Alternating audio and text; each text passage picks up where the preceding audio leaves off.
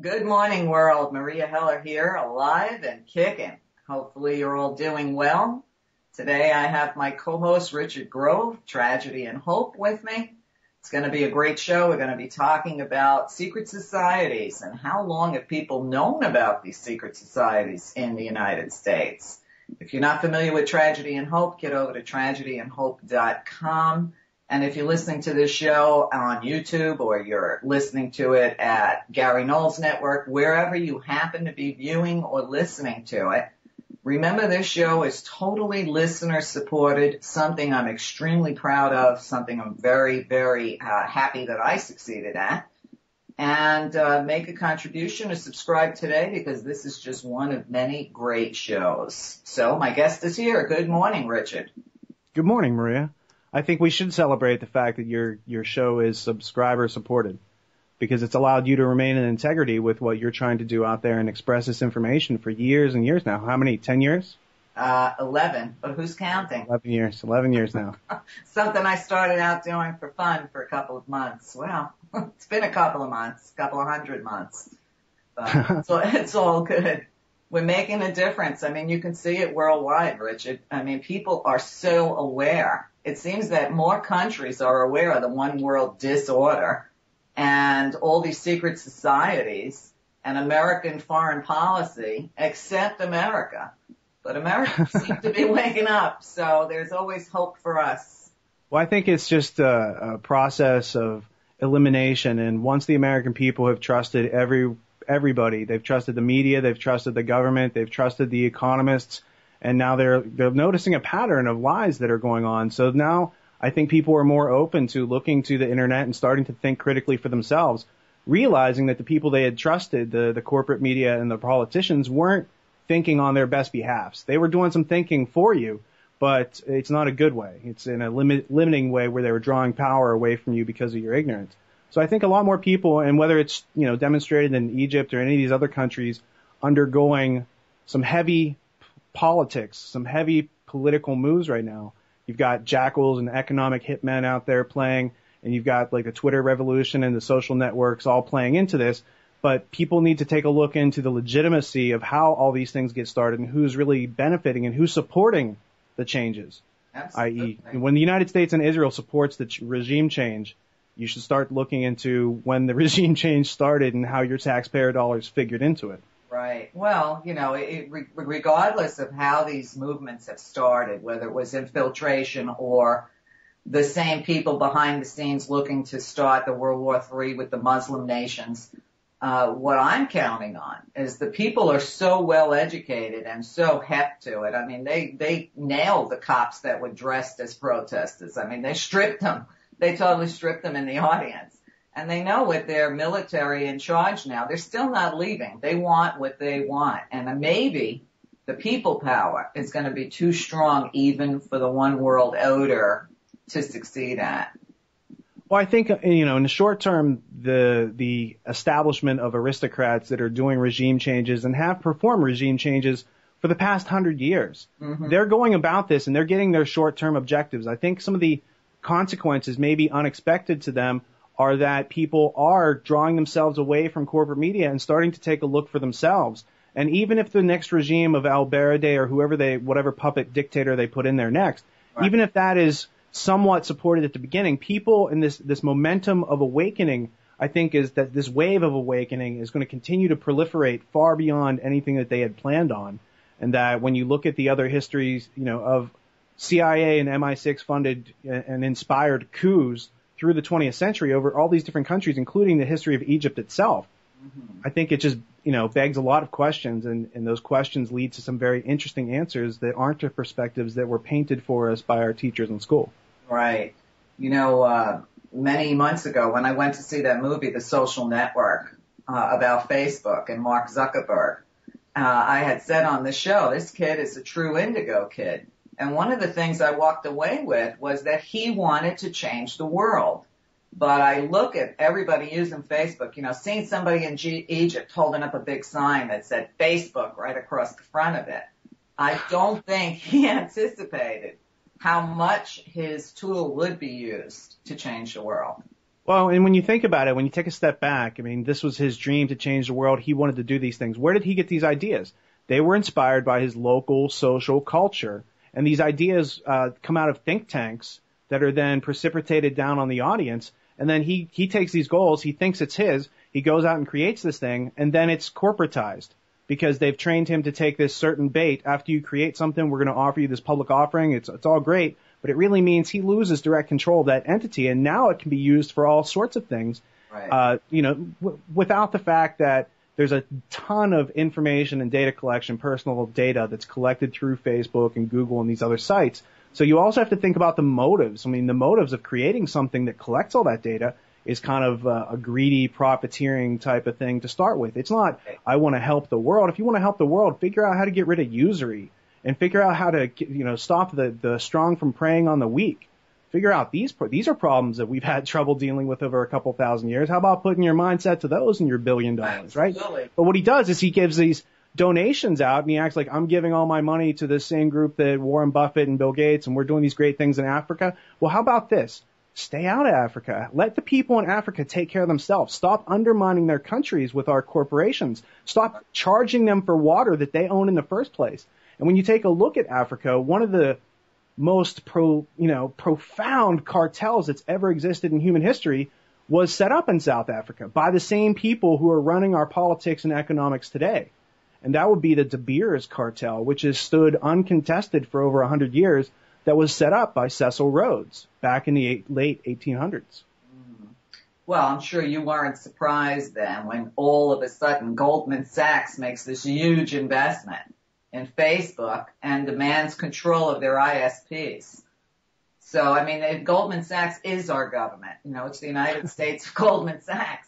And sure, but, I kind of felt a little sad for him because I really think that he's just unaware. He can't be, he's not a stupid kid, but I think he's too focused on what he does. Where would he have gotten that education? When you go from your 15,000 hours of high school and college education, including your grammar school, when you take all that education and you get out, all you want to do is make money. Let me get out and make money. I'm all set with my education. They already told me everything. I have no more curiosity. All I want to do is go out and conquer the world. And that is, we were all set up to fail in that regard because you don't find out these other essential pieces of knowledge that would greatly impact your choice had you had this information before. But you don't find out until it's a consequence of losing as a result of playing in a game that you don't fully comprehend, a game that you were advertised to come in and play, but you were never given the basic tools to navigate within this world. And then you discover it's all based on corruption. Well, big surprise, because there's a bunch of people participating in things that they don't understand, and the people who do understand are able to prey on this whole other group. Whether it's a brilliant young mind who gets, a company up and running, and then it grows, and then it's helped out by a bunch of other companies to become popular, and then it's eventually taken over and taken out of someone's direct hands. These are all just the steps of the regime that has been controlling everything. This is how they get business done. They sucker us into playing games that we don't understand, and then they're like, oh, well, this isn't going to turn out exactly like you planned because your plans were not based in fact. Right. Well, everybody ignored him until he became huge, and then all of a sudden the sharks started swimming about. Well, and you can't become huge until they take your company and make it a publicly traded company. And then all of a sudden you're worth billions of dollars based on what? Some paperwork, right? When I talk about how words give people power over other people, that's exactly what I'm talking about. You sign a contract and now you're playing with this other cartel that runs the stock market, and they're going to give you all this artificial wealth in exchange for little ownership over your company and little, tweaking and manipulation to make it, suitable to fit in with these other international corporations that are also collecting data on you every day. Right? Well, one of the things I was reading is that Goldman Sachs will open this up to investors, but not in America. It'll only be foreign investors. So I'm like, Americans get screwed one more time. And I don't know how people can't see Goldman Sachs' hands behind the scenes on everything. My daughter's social networking group that she has uses Facebook heavily. And not a one of them knew that Goldman Sachs had bought into Facebook, even her experts. So I was the one, of course, to bring them that little bit of information. And I says, it'll be the end of Facebook. It won't be what you think it is. And get ready. Somebody else is going to have to come out and create something to replace it, which, of course, will happen. Yeah, it really wasn't what you thought it was, which is why Goldman's, interested in it in the first place. It wasn't exactly what you thought it was, but it is something that Goldman Sachs understands, and they understand how to leverage that. And being that, Goldman Sachs it's in your face, but it's like a finger on the fist. It's not even the arm, and it has played a key role. It's like an index finger on the right hand, but it's not the hand and it's not the arm. And its ability to move and, interact with the American public over the past 100 years, all of that protection, all of those revolving doors are provided through a system that was created to undermine our education system, our political system, and to aggrandize our military and industrial empire building system. So it's like there's this, through the literature, and when you go in and look at these things and you actually try to understand for yourself as opposed to listening what they tell you on the news, it's obvious. But, I found that the issue is most people don't do enough reading and they don't make enough time. They don't understand how to prioritize or why to prioritize time for reading or what to read in order to get some of their power back. And so for everyone who you can't get past that step, it seems like, this downward spiral into, not understanding what's going on. Exactly. Exactly. Well, I have told people for years now to be very careful what they email, what they text, what they chat, what they say on the phone, because it's all under surveillance without our permission. We have no rights in this country. The hypocrisy, that was another thing I wanted to talk to you about. What did you think of the hypocrisy from Obama and Hillary about Egypt cutting off the internet while they're still trying to pass the the kill switch bill here in America? I mean, the hypocrisy. It's an interesting question, but here's the point.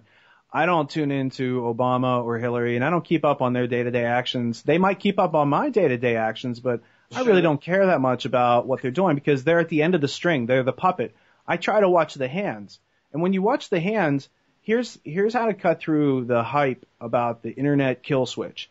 They don't want to kill the internet. They make all their money off of you with all your clicking and paying to their corporate sites and Netflix and HBO and all these other things now. All these things cost money. iTunes. You think Apple wants the internet shut off, right? So at the end of the day, they collect all their data from you through Facebook and Google and all these things. They need the internet. If they shut off the internet, Maria might be out there walking around having a conversation with somebody and they would have no idea what they're talking about. That would drive them paranoid. You're talking about psychopathic billionaires already.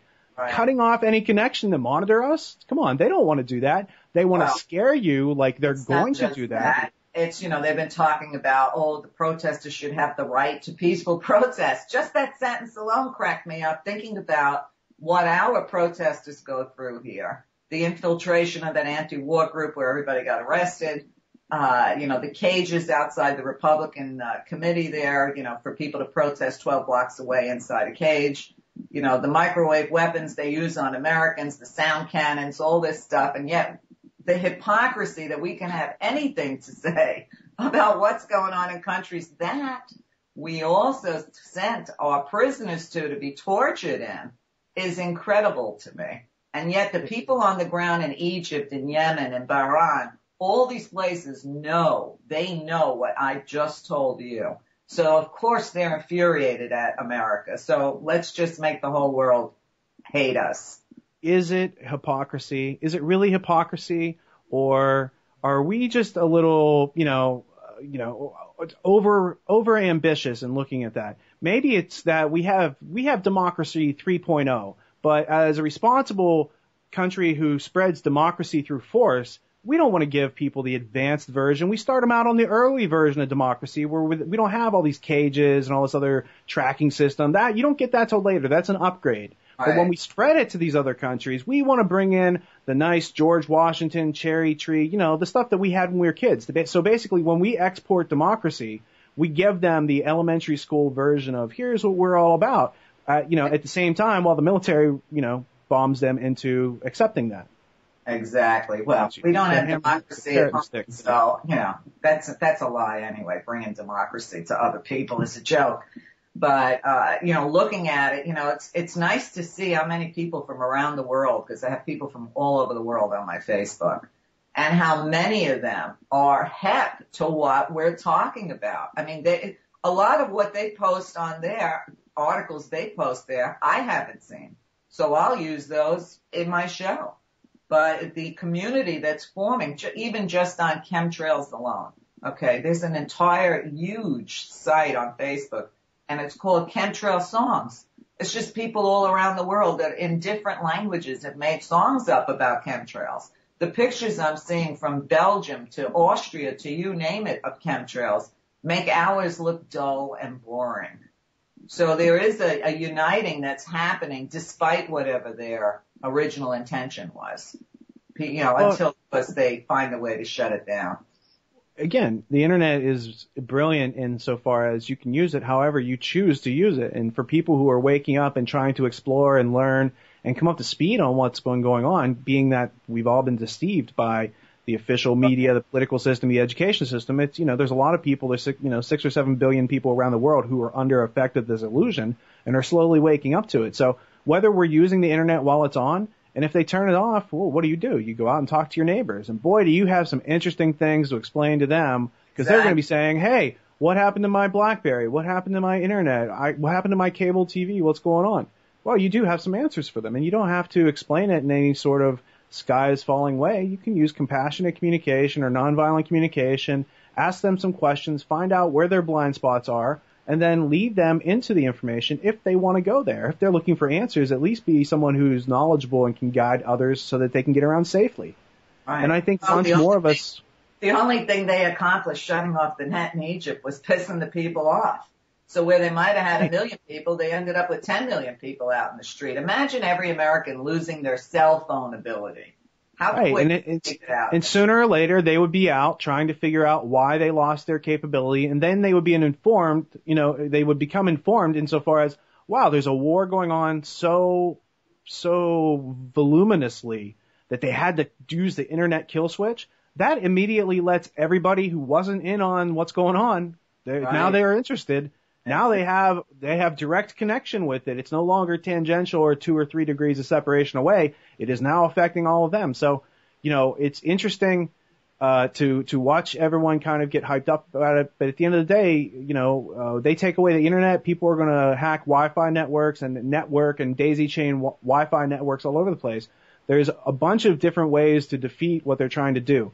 They are taking they have a plan, they have a strategy. It's been in motion for 100 years, and it hasn't, they update it, but the original strategy has some flaws in it. And I think if we just all study what they've been trying to do to us, and we look at the root causes, and we understand that, oh wow, they need us to buy in and give our trust to all of these words that they're using. What if we became skeptical? What if we just started asking a couple questions? Right. Now it changes the whole mood.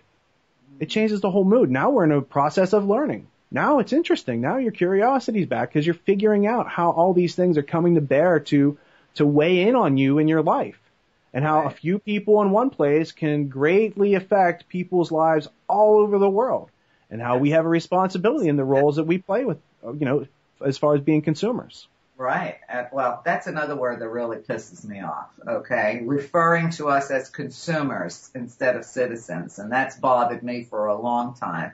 And now when I read these international news reports, they refer to everybody all over the world as consumers. We're not human beings. We're not citizens. We're not breathing entities. We're just consumers. Anyway, Rich, I do have a lot of new subscribers, so for my new people, let's talk a little bit about tragedy and hope, which we haven't done in a long time. First of all, what is tragedy and hope, and how did you come to use the term tragedy and hope? Well, I guess the story starts 4, 5, 6 years ago when I became aware that there was a book titled Tragedy and Hope, History of the World in Our Time by Professor Carol Quigley. Can you see that, Maria? Oh, yeah, I can see it. Looks a little on the big side. Big, thick, heavy book. Is that a and so, yeah, is it a dictionary? It's a dictionary of history, basically.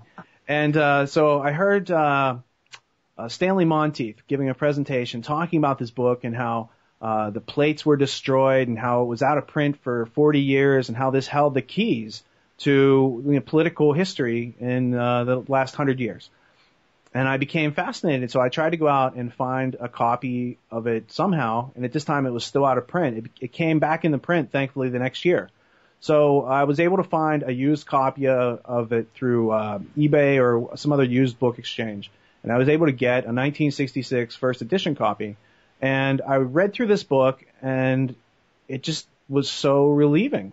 It was so relieving because I had noticed all these things, these contradictions, and all these things in our history and our education that conflict with reality, and there's a lot of cognitive dissonance. And then you bump into this author, and he writes this whole book that basically logically explains it all into position, and he takes all this data and organizes it such that you could have an understanding, a comprehensive understanding of the workings of what's going on. And I thought that he had touched on so many areas that I thought were just conspiracy theory, and here this guy had spent 20 years writing this book and giving you all the facts of the conspiracy, which you would know as history if you hadn't had some adulterated form of history in high school, right?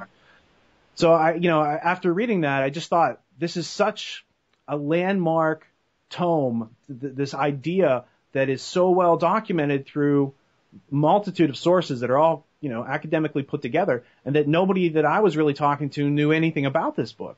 So the name Tragedy and Hope, History of the World in Our Time, the book, turned into this idea that I had to,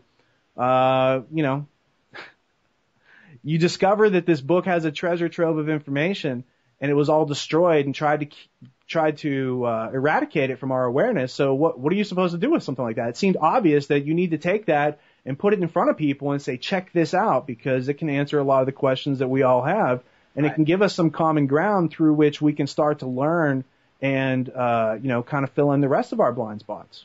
Right. So. There's so many books that have been suppressed or, conveniently out of print. For years and years, it was impossible to even get a copy of Mullen's book on the Federal Reserve. And even now, if you want to get a copy, one of my listeners told me when he Googled it, it was like several $100s. And then I remember when I had Dr. Ott on the show, we were talking about the dangers of vaccines, and he talked about a book specifically in 1926 that presented that to the government, and that book was done away with. I don't even know how they recreated it. So maybe people were smarter in the 20s and the 60s than they are now. Well, I think that people have, as you go back in time, even as far back as 1,000 years ago, people were way better educated than we are now. That's not even proper English. You know what I'm saying? Is like when you go back in time and you read documents from 1,000 years ago and you have trouble understanding those people, don't think of those people as dumb anymore. I'm the dumb person on this end trying to decipher the brilliance that the people have left behind, right?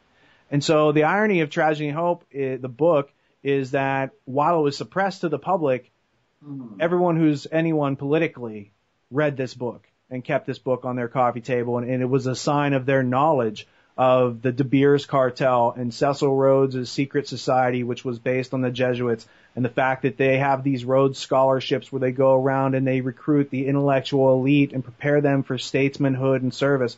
And when you have all these things come together, it's just, I don't know. For me, it was mind-blowing. Absolutely. And so out of that, when we try to create a channel of media that allows, free distribution without corporate, sponsorship and all the things that we wanted to do it right, we thought that this was a good name and a good embodiment of an idea working forward after being suppressed so long. It's like if you want to understand the workings of the world, read the book that they're using to run the world. This is what Bill Clinton read, and then he said, no thanks on Vietnam. I understand that all wars are fought for profit, and I'm not going to go lose my life trying to win some medals and ribbons, because those are just incentives that these rich people use, these aristocrats use to get our sons and daughters and fathers and brothers into the war, right, in the first place. They used to pay them as mercenaries, but now they just give out, name a street after you. It's like that book, War is the Racket, which we talked about, many times before. I mean, when did that guy write that book? 1935. That was Major General Smedley Darlington Butler, who was the highest decorated military officer of his time, and he had won the Congressional Medal of Honor twice.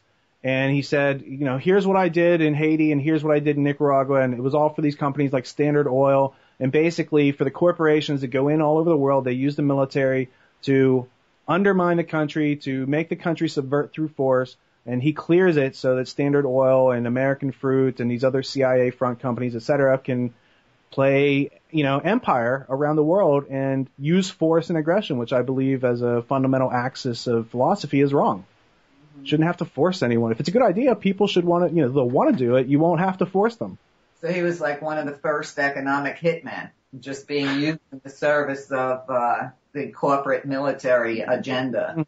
I don't know that he was one of the first, but he was the first that I know of who realized what he was being used as, who got out, who protested after they approached him, that some JP Morgan Wall Street bankers, one of whom was named Jerry Maguire, approached Smedley Darlington Butler in 1934, I think it was, and they wanted him to overthrow FDR. So they wanted him to lead a force of 500,000 men to overthrow the president of our country.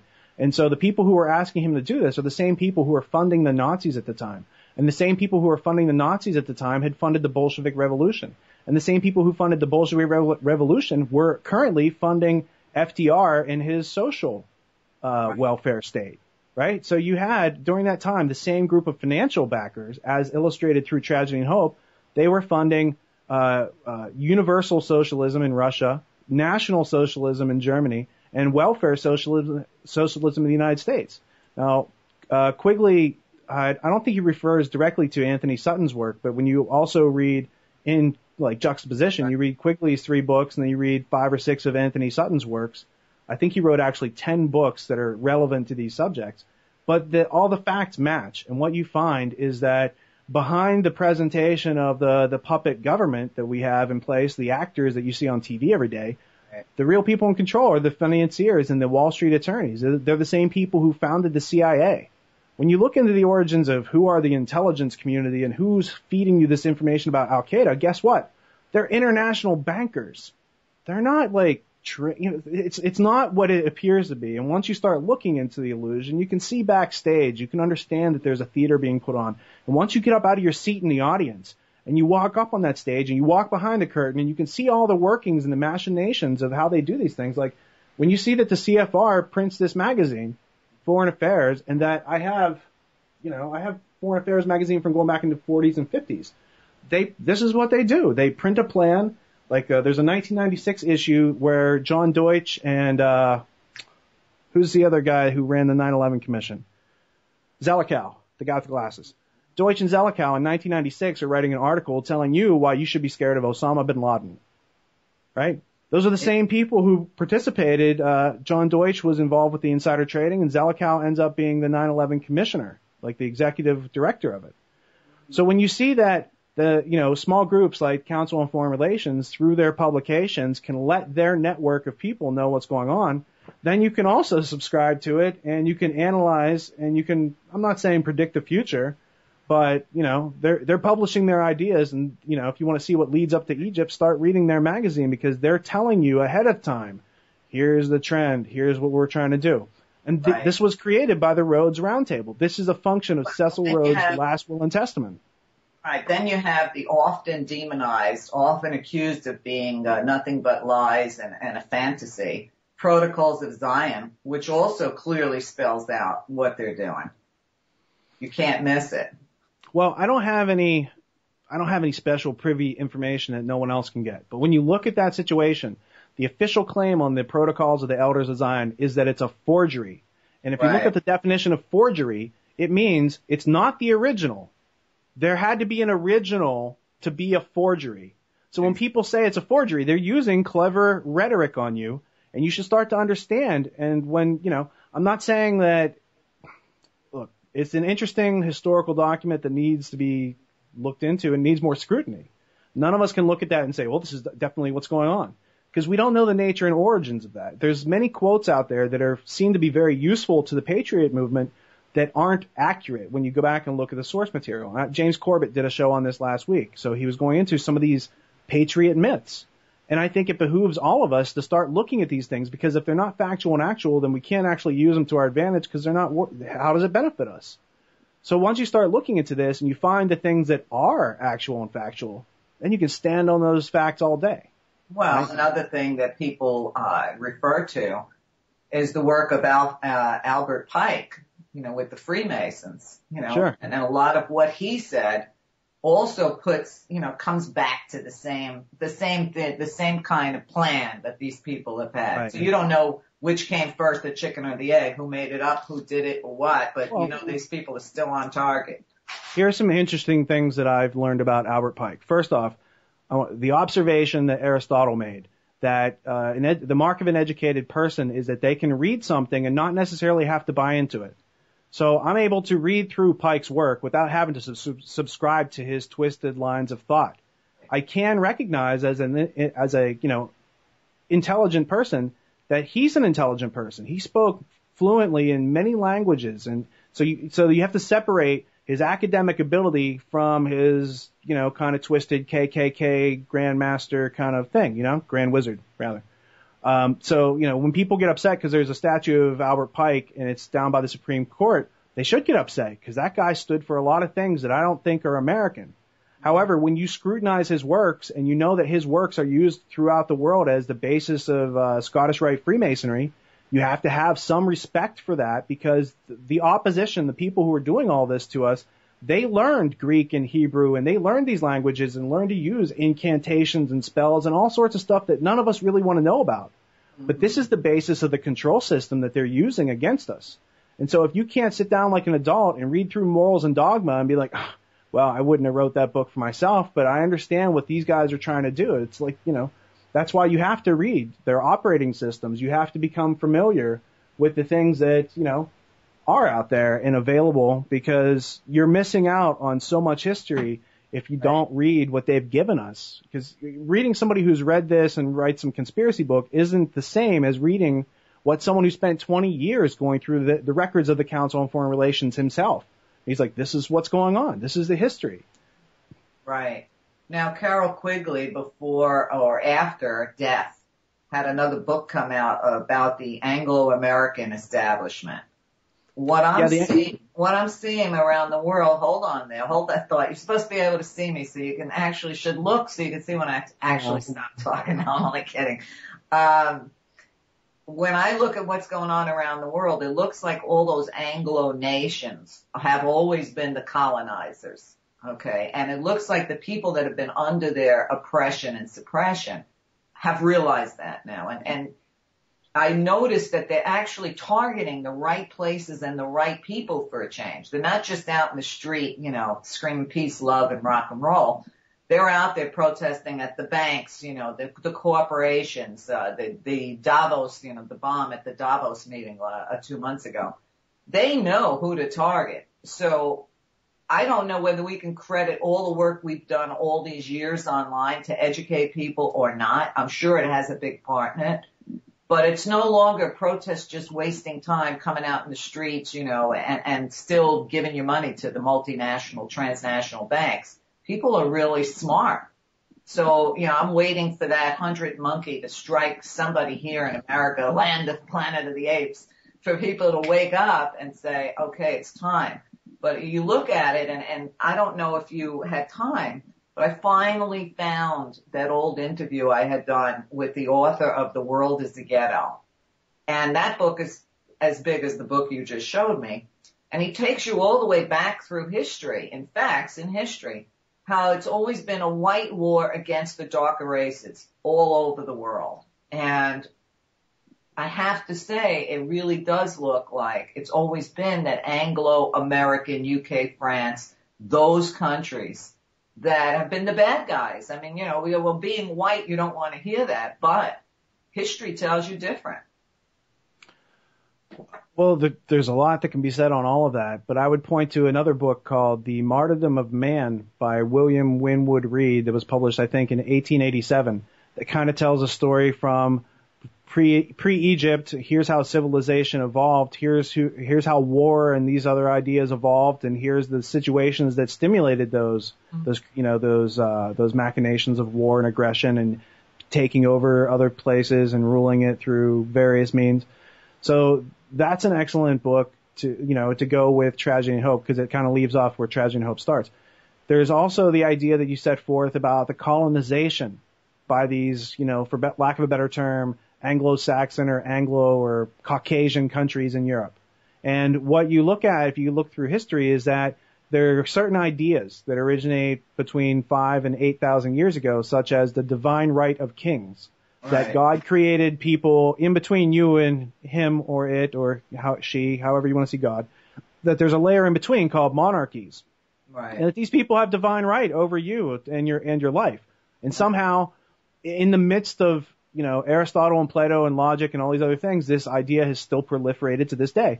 And when you look at the monarchies and the royal systems of Sweden and Denmark and, a bunch of other countries, they had control, let's say the Scandinavian countries. They were working, through Europe, and they were in control. And then they kind of handed off to the British Empire, who goes and does this world empire. So now these other royals sit in the background, like, Queen Beatrix of the Netherlands. Not somebody in our everyday vernacular in America, but she sits, as part of the Bilderberg group every year and, all these other things, right? So you have these other royals in the background, and then they develop like a frontline proxy to interact with the world and do their empire building. And then Britain hands it off to America. And America and Britain help to create the state of Israel. And now Israel's the sharp tip of the sword trying to penetrate into the Middle East. And what Quigley does in the Anglo-American establishment is he takes the Rhodes Secret Society, created as a function of his last will and testament, and he shows you how this roundtable group then influences politics and media and corporate, international corporate interests all over the world, specifically financial investments and banking and whatnot. So he shows you that this group of small people who are working as a function of Cecil Rhodes' last will and testament, and Cecil Rhodes worked for the Rothschild family. So he worked for Lord Rothschild. Lord Rothschild was a beneficiary of Cecil Rhodes' last will and testament of 1888. And so when these guys get together, they decide to create a future Zionist state. And Lord Rothschild had someone working under him named Arthur Balfour. And Balfour pens this declaration in 1916 in October, and he says, hey, in future years, even though we're promising the Arabs that, and the Palestinians that they can have this land, and we're promising the Germans that they can have this land, and we're promising these other groups that they can have this land, we're really going to give it to the Zionists. And what Quigley describes on page 170 of his book, The Anglo-American Establishment, was kind of the attitude. And he was answering the question whether or not the Roundtable group was pro-Zionist. And he says they didn't really favor the Zionists or the Arabs. They had some personal attributes and appreciation for the Arabs, but the Zionists were the ones who could bring them commerce in that area. And since the Arabs weren't able to formulate some strong commercial strategy, they said, we're going to back the Zionists. And so they set aside this area, and in September 11th, 1922, there's a British mandate over Palestine to create a future Zionist state. Now all they had to do was work a reason to get everyone in the world to support this creation of a Zionist state in the area of Palestine.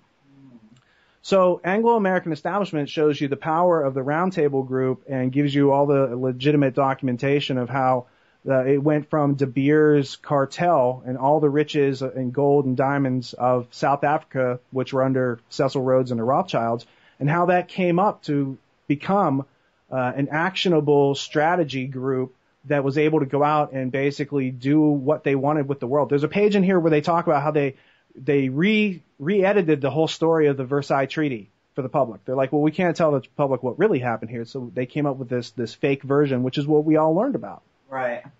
So. Well, it's interesting that you say that they came up with this mandate for Zionism or the Zionist state on September 11th. 1922, absolutely. So, this is a favorite date of these controllers. I don't like calling them the Illuminati because they're not illumined as far as I'm concerned. If you, just going from the top of my head, there's September 11th, 1922. That's the British mandate we just talked about. There's September 11th, 1941, which is when they broke ground in the Pentagon. 60 years later, they blew up the Pentagon. You have September 11th, 1973, the powers that be, the Roundtable that funded Khrushchev and controlled Khrushchev. Khrushchev dies, September 11th, 1973. There's one in 1995. One of the World Trade Center bombers from 1993 is tried on September, or maybe executed September 11th, 1996. So when you look at these dates in common, you don't have to look for who has the affinity for dates and, Freemasonry and all these other secret societies. You just have to look at who's participating in all these dates. If you look, it's the people who allow the perception that it's the Zionists. There's a group behind it. There's a group of international financiers whose religion is greed. It has nothing to do with Judaism or anything like that. It's just greed. And Zionism is one of their proxy vehicles to go about attaining, through the Hegelian dialectic, that which they wish to do in the Middle East.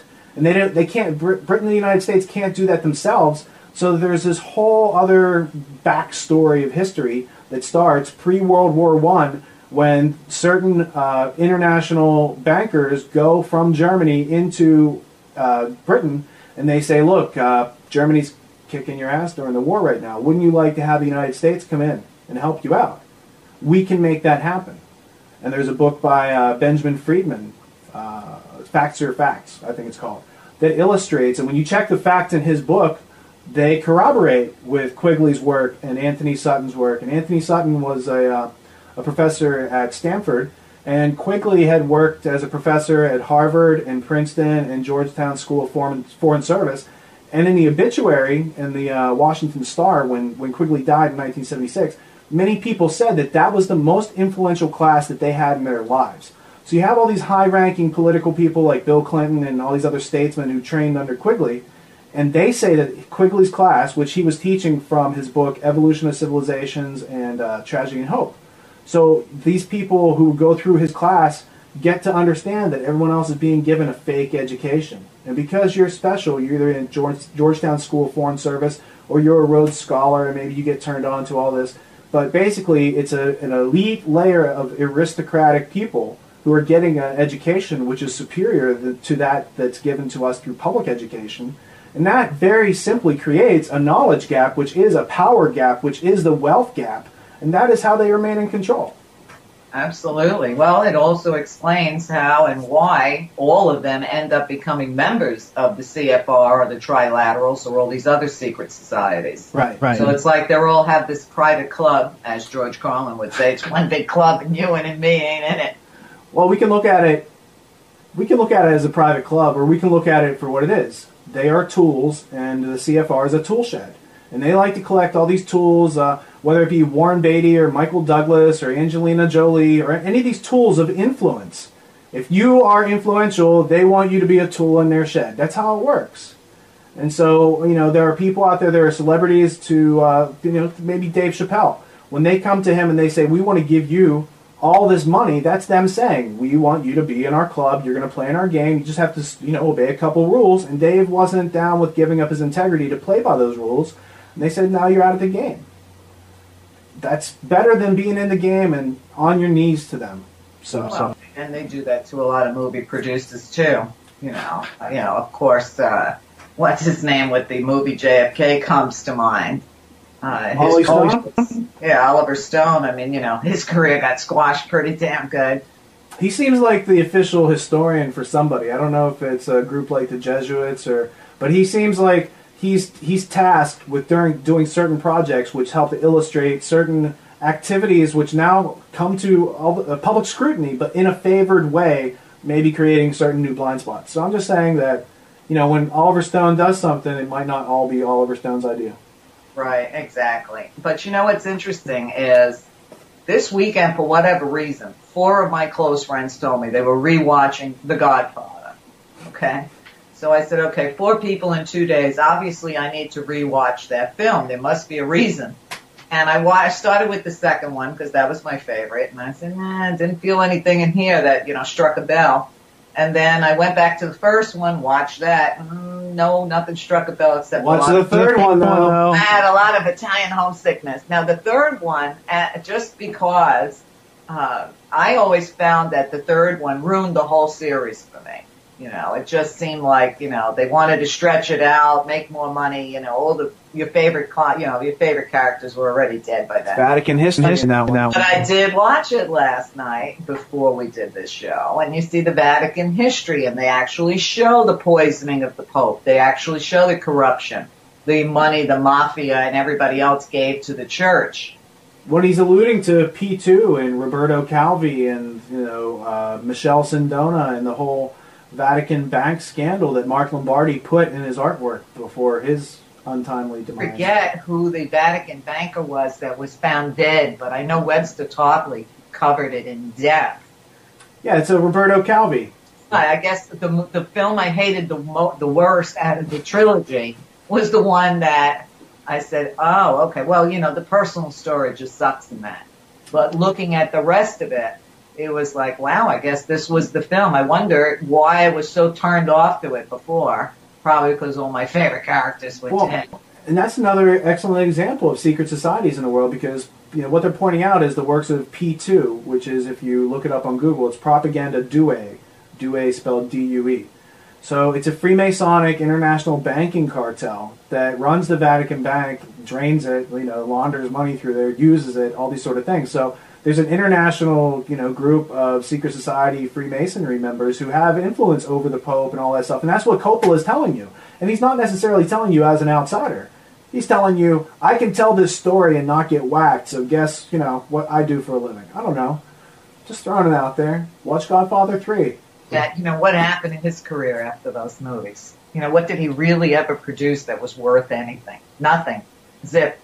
You know what I'm saying? Zip. Yeah, but Coppola's doing all right. I don't know. Don't cry for it. Sure, he made plenty of money on it. Look, I still think it was the best movie ever made, but that's just my own thing. How do you see all this knowledge waking people up? I mean, what do people do with it? I have people say to me, Maria, I learn all this stuff on your show, and, a lot of times they'll talk about David's stuff. And they say, but what do we do with it? If I try to talk to my family about it, they get incensed. Nobody wants to hear it. One woman told me her husband was a priest or a minister. She's married to a minister, so he sure as hell doesn't want to hear any of this. Is it just taking in knowledge just so you know? I mean, what would you say when somebody says, what do you do with it? I mean, I have my own answer, but I'm just putting it out. I educate myself so I can make informed decisions and make accurate judgments.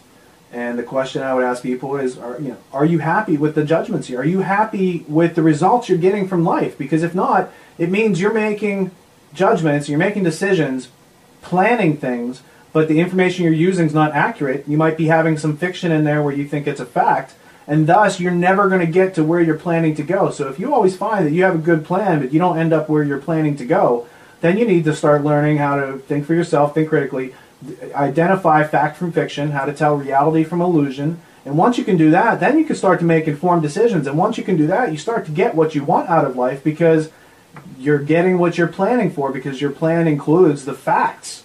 So it's 100% useful to me all day, every day. If you think about what's going on, it's invaluable. I might be a little off topic, but I figure you're the best person to ask, since you used to work on Wall Street. You were one of the golden boys until you woke up. What do you think about the Deutsche takeover of the New York Stock Exchange this week? Is that the same New York Stock Exchange where Larry Leibowitz, Jon Stewart's brother, is the chief operating officer? I guess so. Well, then I guess I would just note that Deutsche Bank has been the banker of choice for the Bin Laden family for like 30 or 40 years. That Deutsche Bank was involved with the funding of the Nazis along with a bunch of U.S. bankers. So the people who run Deutsche Bank are not, they're mentioned in Casablanca. When you watch Casablanca, one of the guys comes in and tries to get into Rick's casino, and he's like, I'm a guy from the Deutsche Bank. And Rick says, go bounce, buddy. I'm not letting you in because you're from the Deutsche Bank. You're a Nazi. But I don't know that they call it the Deutsche Bank, whatever they call their Deutsche Rouse, R-O-U-S-S-E, or something like that, is the name of their stock exchange. Oh. People are seeing it as the death of... Speaking out of turn, I didn't understand it. Yeah, I thought it was Deutsche Bank buying the New York Stock Exchange. I wasn't up to date on that current event. Stock exchange that just sucked in the New York... Oh, well... it's all it's one hand passing it to the other. How about that? I often wonder, though, what do all the brokers on Wall Street think about that today? It's like they had their legs cut out from under them. Wall Street brokers think what they're told. There's not a lot of original thinking. They're all watching who they think are experts, and they're taking their information and strategies from there. So, if it was a place for critical thinking, Wall Street could not work the way it does. Now, you mentioned BCCI and Quigley's notes to me, and BCCI is, a really corrupt bank. How could Quigley have known all of that all those years ago? You're looking at maybe 50 years ago. Because Quigley worked for the people who were running the BCCI. When you look at what BCCI was, and who was using it, and to what avail, that's another place where Mark Lombardi's art connected BCCI to the Bush regime and all these other Wall Street bankers and the CIA laundering money through this big hub. Dealing with people like Adnan Khashoggi and all sorts of other nefarious arms dealers and international banksters. I mean, it's gangbankers. Those people were like Grand Theft World. That's what BCCI was about, right? I own that URL. I got to do something with it someday. You just did. Maybe you should post the show there. So how is tragedy and hope changing the world, Richard?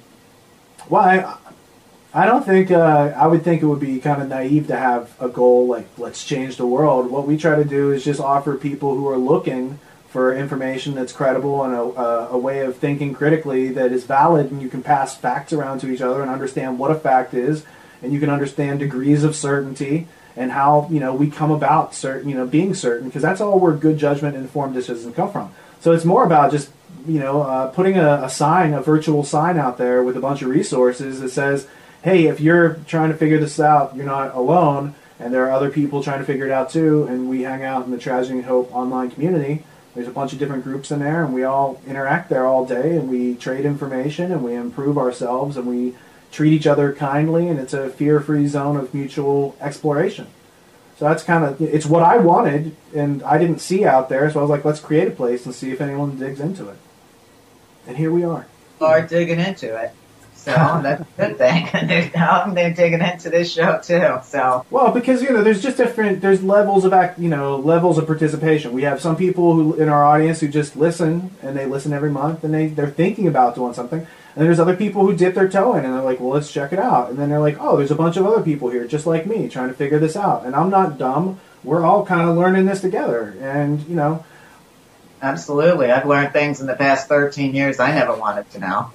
But now, I went from being called a conspiracy crackpot and a lot worse to a genius. So maybe you just got to live long enough. Maybe that's the key. Well, I mean, are you studying conspiracies, or are you just analyzing institutions? This is institutional analysis. This is something that you should do anytime you're interacting with an institution. And being that the institution that we're talking about, the Council on Foreign Relations, the Round Table, these other working groups, they influence everything you see, from the movies you watch from Hollywood, to the news you see on TV, to the news that's printed, to the words that your chosen politician is saying. It's all approved by a couple groups. And when you understand that, then you should direct your focus and attention someplace that is empowering you, and, drop out all this other stuff that doesn't have any value to you. Absolutely. Well, Richard, thanks for joining me today. As usual, another interesting educational show. Thank you for reading that book, because that would be another big tipper in my workload. Yeah. Talk with you again next month. Thank you so much, Maria, because you provide a forum where people can get to this information. And thanks for doing this little video experiment. Hopefully, people seeing your smiling face, you're going to get a couple new people interested in what you do, because I think it's fantastic. And that would be not tragedy, but good hope. That's right. Take care, Rich. We'll talk next time. Thank you, Maria. Peace.